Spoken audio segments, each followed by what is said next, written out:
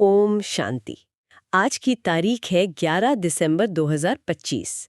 The deep dive में आपका स्वागत है।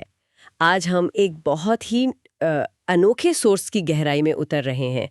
ये है ब्रह्मा कुमारी संस्था की 11 दिसंबर 2025 की मुरली।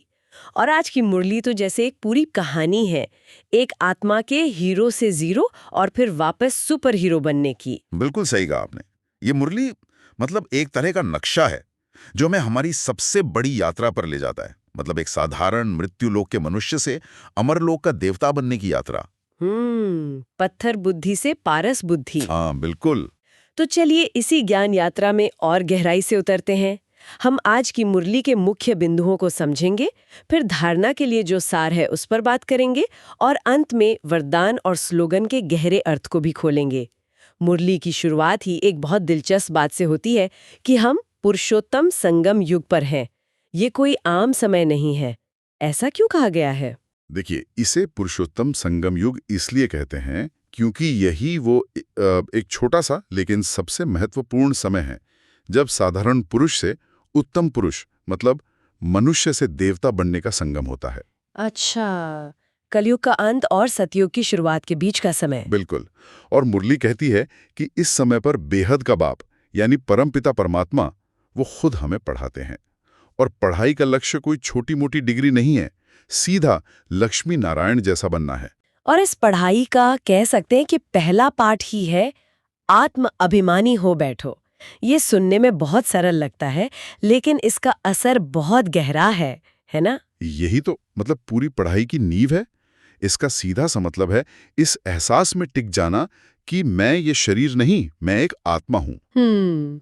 जब तक हम खुद को ये शरीर समझते हैं, नाम रूप पद धर्म, तब तक हम उस निराकार बाप से जुड़ ही नहीं सकते। तो जैसे ही हम आत्माभिमानी होते हैं, हमारी फ्रीक्वेंसी मैच होने लगती है। एग्जैक्टली, फ्रीक्वेंसी मैच होती है। मुरली में एक और बहुत शक्तिशाली शब्द आता है, बेहद का संन्यास।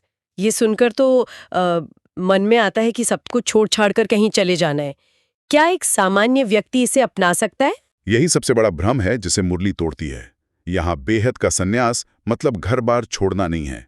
इसका अर्थ है इस पूरी पुरानी पतित दुनिया से अपना मानसिक अटैचमेंट हटाना, बुद्धि का योग हटाना। अच्छा, तो ये एक तरह का मेंटल डिटैचमेंट है? हाँ, ये समझना कि ये मृत्यु लोक अब खत्म होना है जैसा ड्रामा में फिक्स है।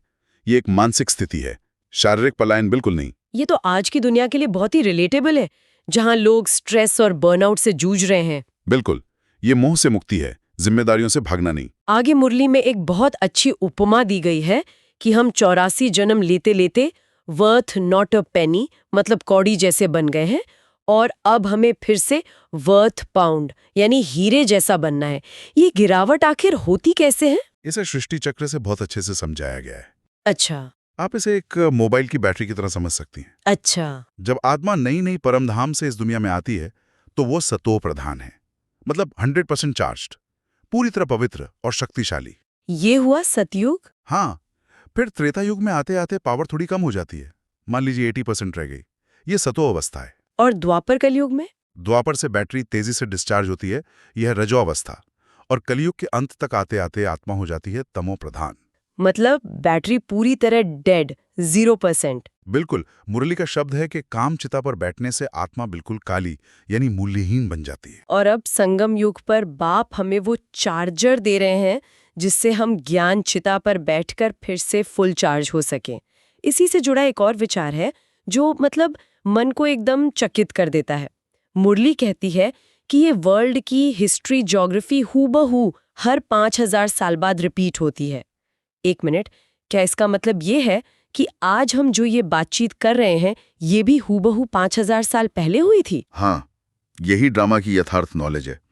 ये समझना शुरू में मुश्किल लग सकता है, लेकिन जब ये बुद्धि में बैठ जाता है तो ये हमें हर तरह की चिंता से मुक्त कर देता है। कैसे? देखिए, अगर सब कुछ हूबहू रिपीट होना है तो क्या होगा, क्यों हुआ, ये सारे सवाल खत्म हो जाते हैं। सही बात है। ध्यान सिर्फ एक बात पर रहता है कि इस संगम युग के अनमोल समय में मुझे अपना सबसे अच्छा पार्ट बजाना है, क्योंकि यही अगले 5000 साल के लिए रिकॉर्ड हो रहा है। तो हमने समस्या को समझ लिया है, बैटरी डेड हो चुकी है।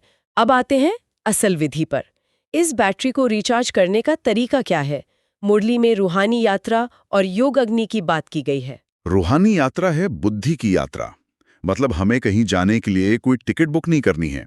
ये यात्रा यहीं बैठे बैठे अपने विचारों में होती है। अच्छा। जैसे हम ऑफिस में बैठे हुए भी अपने घर के बारे में सोच सकते हैं, वैसे ही हमें अपने मन को इस दुनिया से हटाकर अपने असली घर, परम धाम और अपने पिता शिव बाबा की ओर ले जाना है। और ये योग अग्नि क्या है? इसी याद की यात्रा को योग अग्नि कहा गया है।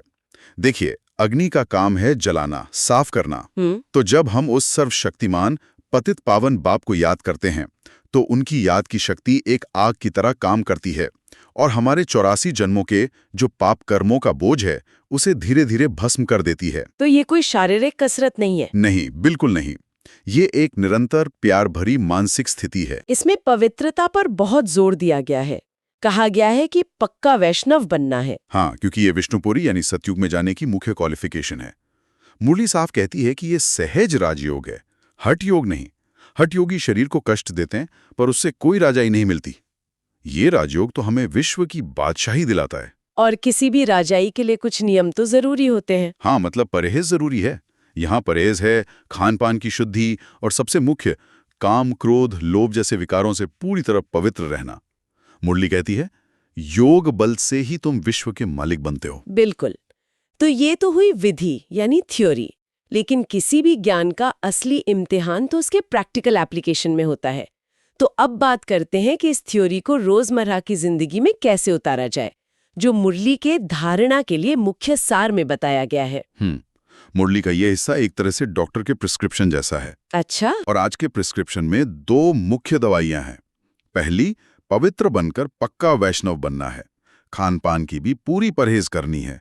श्रेष्ठ बनने के लिए श्रीमतपुर जरूर चलना है। मतलब पवित्रता सिर्फ विचारों में नहीं, बल्कि कर्मों और दिनचर्या में भी दिखे। हाँ, और श्रीमत यानी भगवान की दी हुई सलाह को 100% फॉलो करना है, अपनी मनमत नहीं। और दूसरी दवाई? दूसरी है, मुरली से स्वयं को रिफ्रेश करना है। कहीं भी रहते सतो प्रधान बनने का पुरुषार्थ करना है। मुरली एक दिन भी मिस नहीं करनी है। ये बहुत महत्वपूर्ण है। हाँ, जैसे शरीर के लिए रोज भोजन जरूरी है, वैसे ही आत्मा की चार्जिंग के लिए रोज मुरली सुनना जरूरी है। तो अगर एक दिन भी मुरली मिस हुई तो समझो आत्मा का भोजन छूट गया। बिल्कुल, शक्ति कम हो जाएगी। तो ये सिर्फ एक बौद्धिक अभ्यास नहीं, बल्कि एक पूरी जीवन शैली है। हाँ। अच्छा, तो अगर कोई इन धारणाओं को जीवन में उतारता है तो उसका परिणाम क्या होता है? शायद आज का वरदान इसी से जुड़ा है। बिल्कुल, आज का वरदान है स्व कल्याण के प्रत्यक्ष प्रमाण द्वारा विश्व कल्याण की सेवा में सदा सफलता मूर्त भव। ये बहुत गहरा है। स्व कल्याण और विश्व कल्याण का ये कनेक्शन कैसे काम करता है? इसका भाव ये है कि दुनिया ने बातें, भाषण, ज्ञान ये सब बहुत सुन लिया है। अब वो प्रमाण देखना चाहते हैं, एक जीता जागता उदाहरण। मुरली में एक बहुत अच्छी उपमा दी गई है कि जैसे आजकल हार्ट फेल की बीमारी है, वैसे ही आध्यात्मिक मार्ग पर दिल शिकस्त होने की यानी हिम्मत हार जाने की बीमारी बहुत है। अच्छा, लोग कोशिश करते हैं पर सफल नहीं हो पाते और निराश हो जाते हैं। हाँ। तो इसका मतलब ये हुआ कि मेरा व्यक्तिगत परिवर्तन सिर्फ मेरे लिए नहीं है। जब एक हिम्मत हारी हुई आत्मा मुझ में प्रैक्टिकल परिवर्तन देखती है, मेरे चेहरे पर खुशी, मेरे व्यवहार में शांति, तब उसे हिम्मत मिलती है। वो सोचते हैं कि अगर ये बदल सकते हैं तो हम भी बदल सकते हैं। एग्जैक्टली। आपका बदलावा स्वरूप ही बाप का सबसे बड़ा परिचय बन जाता है। आपकी शांत और शक्तिशाली स्थिति ही विश्व कल्याण का साधन बन जाती है। आप एक चलते फिरते लाइट हाउस बन जाते हैं, जिसे देखकर भटकी हुई आत्माओं को रास्ता मिलता है। बिल्कुल, यही बाप के प्रत्यक्षता का सबसे बड़ा साधन है। बातें नहीं, जीवन का प्रमाण चाहिए। ये तो बहुत बड़ी जिम्मेदारी भी है और सौभाग्य भी। चलिए अब अंत में आज के स्लोगन पर आते हैं। ये हमारे आपसी व्यवहार के बारे में है। दूसरे के विचारों को अपने विचारों से मिलाना, यही है रिगार्ड देना। ये संगठन में और सभी संबंधों में एकता लाने की एक मास्टर की है। इसका गहरा अर्थ है समायोजन की शक्ति। अक्सर हमारी आदत होती है अपनी ही बात पर अड़े रहने की। हाँ, हम सोचते हैं कि अगर हम झुक गए तो हम छोटे हो जाएंगे। लेकिन ये स्लोगन तो कुछ और ही कह रहा है। हाँ, ये सिखाता है कि दूसरे के दृष्टिकोण को समझना, उसे सम्मान देना और उसके अच्छे पॉइंट्स को अपने विचारों में मिला लेना ही सच्चा सम्मान या रिगार्ड देना है। क्या आप इसे एक उदाहरण से समझा सकते हैं? जरूर। मान लीजिए एक ऑफिस मीटिंग में दो लोगों के विचार अलग हैं, तो रिगार्ड देने का मतलब ये नहीं कि आप हार मान लें। इसका मतलब है कि आप कहें, आपका नजरिया मैंने समझा, उसमें ये बात अच्छी है, क्या हम दोनों के विचारों को मिलाकर कोई तीसरा बेहतर रास्ता निकाल सकते हैं? अच्छा, तो ये समायोजन ही असली सम्मान है। बिल्कुल, ये झुकना नहीं, बल्कि रिश्तों को जोड़ने वाला महान बनना है। तो आज की इस गहन चर्चा से ये स्पष्ट है कि ये मुरली सिर्फ जानकारी नहीं है, बल्कि परिवर्तन का एक पूरा विज्ञान है। ये हमें स्टेप बाय स्टेप बताती है कि हम कौन हैं, हमारी बैटरी क्यों डिस्चार्ज हुई, उसे रिचार्ज कैसे करना है। और सबसे अद्भुत बात यह है कि ये सब कुछ एक बहुत ही सरल याद मनमनाभव पर आधारित है। मनमनाभव मतलब? अपने मन को मुझेक में लगाओ। हाँ। ये कोई जटिल कर्मकांड नहीं है। सिर्फ अपनी स्थिति को बदलकर हम विश्व की स्थिति को बदलने के निमित्त बन सकते हैं। बिल्कुल, ये एक विचार छोड़ जाता है जिस पर मनन किया जा सकता है। मुरली में बताया गया है कि जहां मनुष्य जनसंख्या नियंत्रण जैसी समस्याओं के लिए अनेक उपाय करके थक जाते हैं, वहीं बाप एक मनमनाभव की दवाई से एक धर्म की स्थापना कर बाकी अनेक धर्मों का विनाश करा देते हैं। इस पर सोचें कि एक साधारण सी लगने वाली आध्यात्मिक स्थिति में इतनी शक्ति कहाँ से आती है कि वो पूरी दुनिया की समस्याओं का समाधान बन जाए। ओम शांति।